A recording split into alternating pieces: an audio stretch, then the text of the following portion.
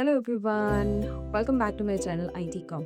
क्या आप अपनी इंग्लिश स्पीकिंग में डेप्थ और प्रोफेशनलिज्म लाना चाहते हैं? तो उसके लिए आपको 3 लॉजिक कंट्रोलर्स पर महारत हासिल करनी पड़ेगी। इंग्लिश में या फिर सबऑर्डिनेटेड कंजक्शन में ऐसे 3 वर्ड्स हैं जिनकी वजह से आप अपने दिमाग का लॉजिक दुनिया के सामने प्रेजेंट कर सकते हैं। और वो 3 सबऑर्डिनेटिंग कंजक्शन है सिंस, बिकॉज और अनलेस। कई लोग इनके यूज़ में कंफ्यूज हो जाते हैं और एक सिचुएशन पर इनका यूज़ गलत तरीके से कर लेते हैं, जिससे कि आपका लॉजिक बिल्कुल डिफरेंट हो जाता है या बिल्कुल अपसाइड डाउन हो जाता है। तो आज की क्लास में मैं आपको इन तीनों वर्ड्स का सही यूज़ बताऊंगी। तो वो जानने के लिए हमारे साथ एंड तक रहिएगा। उससे पहले एक रिक्वेस्ट कि अगर आप मेरे चैनल पर आज ही आए हैं और नए हैं so please subscribe my channel and access my playlist, ताकि अब तक जितने कॉन्सेप्ट हमने अपनी इंग्लिश कम्युनिकेशन की जर्नी में कंप्लीट किए हैं आप उसका बेनिफिट्स टाइम टू टाइम ले सकें और आपको फ्यूचर नोटिफिकेशन भी इजीली मिलती रहे। आप स्टार्ट करते हैं हमारा आज का कॉन्सेप्ट। लेकिन जब भी हम आज का कॉन्सेप्ट स्टार्ट करते हैं हम अपनी लास्ट क्लास का रिकैप जरूर करते हैं। अपनी लास्ट क्लास में हमने सबऑर्डिनेटिंग कंजक्शन स्टार्ट कर लिए थे और उसका पहला वर्ड था एज सून एज। ये कब यूज होता है? जब भी हिंदी में हम जैसे ही वर्ड को रिप्लेस करना चाहें इंग्लिश में हम उसकी जगह पे एज सून एज का यूज करते हैं। इसका एग्जाम्पल देख लेते हैं कि बिल्ली ने जैसे ही कुत्ते को देखा भाग गई, या फिर वह भाग गई। अब जैसे ही यहाँ यूज हुआ है, किस सेंटेंस में यूज हुआ है? कि बिल्ली ने कुत्ते को देखा। So the cat ran away as soon as it saw the dog. So जैसे की जगह पर हमने क्या यूज किया? as soon as। वैसे ही हमारा दूसरा वर्ड था until। until का यूज मैंने आपको बताया था ये कब यूज होता है? जब तक मेंशन हो हिंदी के सेंटेंस में और साथ ही साथ कोई नेगेटिव टर्म हो, कंपल्सरी है ये नेगेटिव टर्म हो, तब हम until का यूज करते हैं। इसका एग्जाम्पल देख लेते हैं कि हम बैठक तब तक शुरू नहीं कर सकते जब तक बॉस ना आए।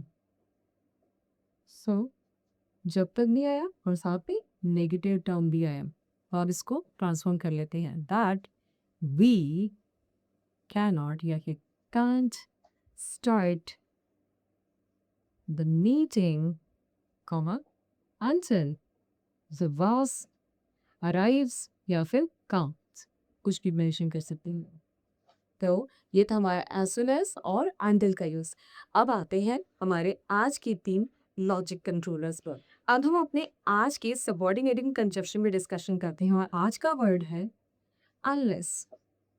तो कब यूज होता है ये वर्ड? जब भी हिंदी के सेंटेंसेस में हम जब तक और प्लस साथ में ना नहीं का जिक्र करें जो कि कंपल्सरी है, और साथ ही साथ अगर साथ में कोई नेगेटिव टर्म, तो इन दोनों ही कंडीशंस में हम अनलेस का यूज करते हैं। थोड़ी देर पहले जब मैंने आपको अंटिल पढ़ाया तब मैंने आपको बताया कि इसका आइडेंटिफिकेशन भी सेम है।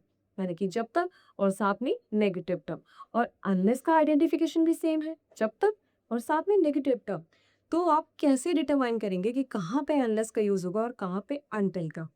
एक्चुअली इन दोनों वर्ड में एक स्लाइट डिफरेंस है, उसके बारे में हम डिटेल में डिस्कशन करेंगे। अभी सिर्फ फोकस में अनलेस को डिफाइन करने में हो। उस सेंटेंसेस से हम अनलेस को क्लियर कर लेते हैं, उसके बाद हम इसके डिफरेंस को डिटेल में जानेंगे। तो हमारा पहला एग्जाम्पल सेंटेंस है आज का कि आप तब तक सफल नहीं होंगे जब तक कड़ी मेहनत ना करें। आइडेंटिफिकेशन जब तक और साथ में ना। तो किस सेंटेंस में आया है? जब तक आप कड़ी मेहनत ना करें, कड़ी मेहनत नहीं। तो अब इसको ट्रांसफॉर्म कर लेते हैं दैट यू वॉन्ट या will not succeed unless you work hard.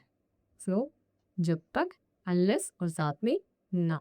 ठीक है, एक और एग्जांपल देख लेते हैं इसका कि आपको कार तब तक नहीं मिलेगी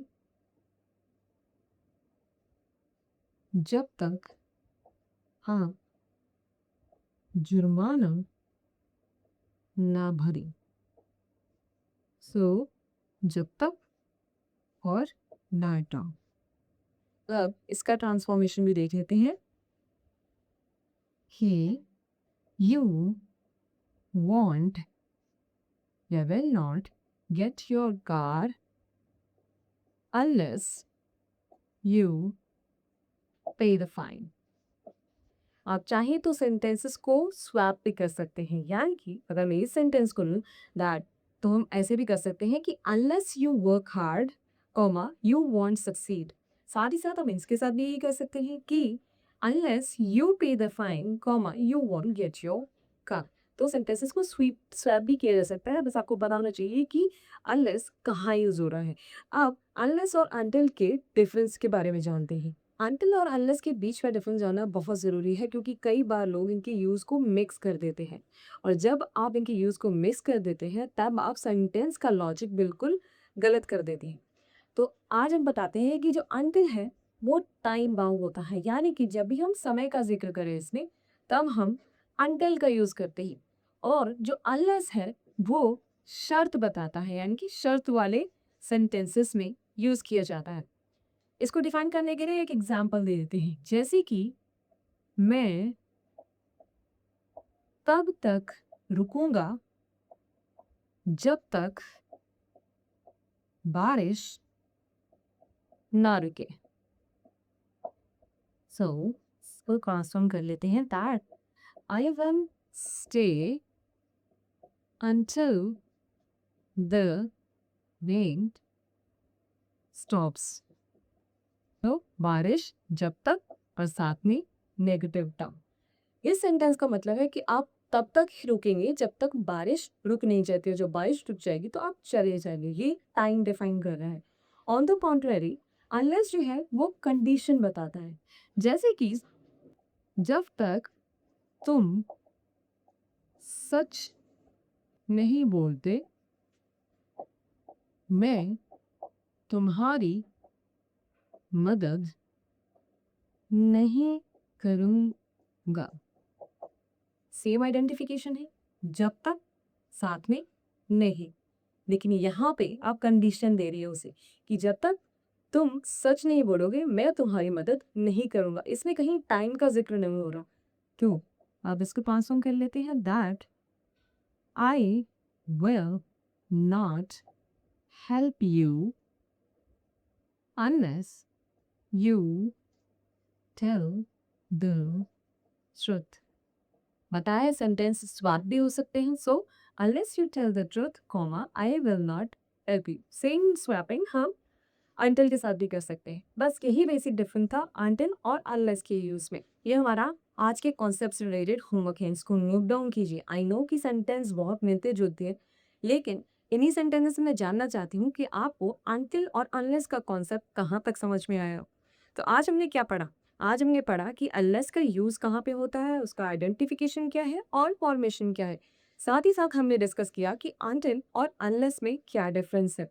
अब आते हैं हमारे रैपिंग पार्ट पे, यानी कि आज का वोकैबुलरी ऑफ द डे। और आज का वोकैबुलरी ऑफ द डे है कर्ड। हिंदी में इसका मीनिंग होता है रूखा, बेरुखा या फिर अशिष्ट। सेंटेंस देख लेते हैं कि आई wanted to start a conversation, but his earth replies made it clear not he didn't want to।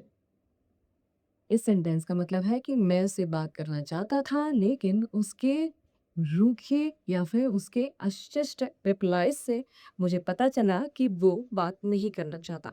I hope कि आज का कॉन्सेप्ट आपको समझ आया होगा। उससे रिलेटेड कोई भी डाउट्स है so don't forget to mention in the comment. Till the time keep learning, keep speaking, don't forget to like, share and subscribe, and we will see you in our next video. Bye bye.